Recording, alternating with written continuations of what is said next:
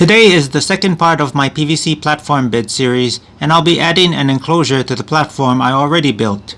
This won't be quite like those sleeping pod hotels found in Japan, but I feel I'm doing it for similar reasons. To see how I do this, stay tuned.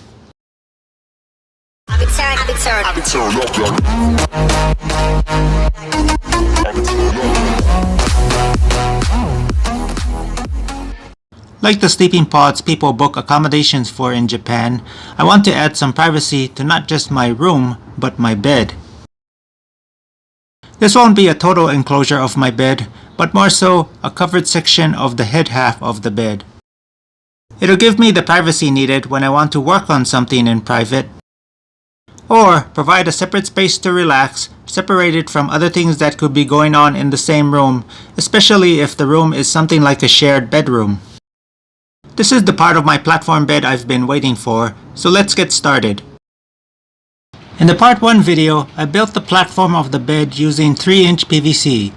I'm not going to be carrying that size over to the enclosure.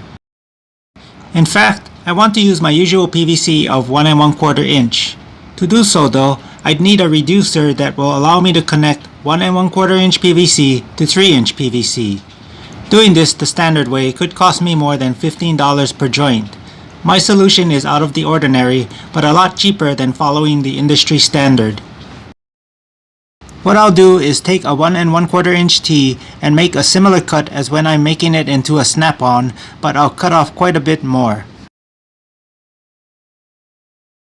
After cutting the joint sides off, the raised stop inside the PVC joint has to be ground flat.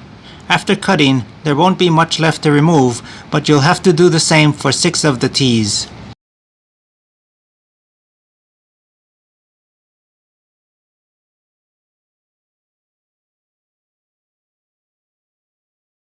What I'll end up with is a sort of T attachment that can be held in place on the 3-inch PVC with screws. This will replace the original need for more than one reducer joint to get to the 1 1/4 inch size I want to work with for the enclosure. To be sure the T is positioned correctly before screwing it in place, insert one of the vertical pipes into the T. Using a framing square, or a reasonable replacement, align the pipe approximately with the edge of the square so that it's square to the floor. This doesn't need to be exact, so close enough is fine. Masking tape the 2 sides down to the bed frame PVC pipe so that it won't move while you drill some temporary holes.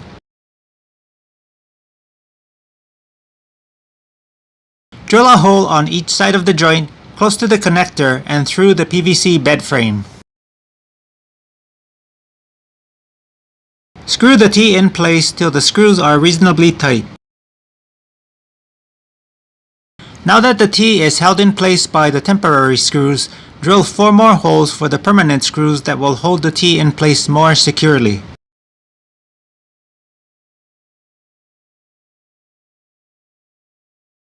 Now that the 4 permanent screws hold the T in place, the temporary screws can be removed and used on the next T. After all the T's are secured to the bed frame, insert all the vertical PVC pipes into each of the T's.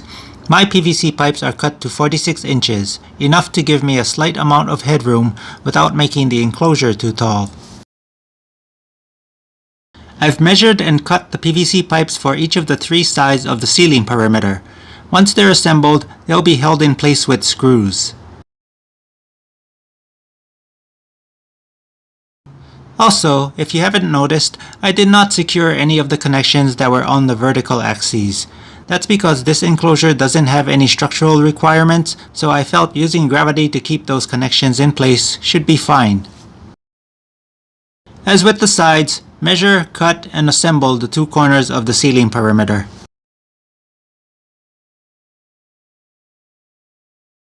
A couple of rafters will run from one side to the other and be held in place with snap-on T's. There should be at least 2 of these, and additional rafters are optional. To cover the enclosure, I haven't made a final decision on what I want to use, so for the time being I'm going to use cardboard. It's easy to work with and easy to customize.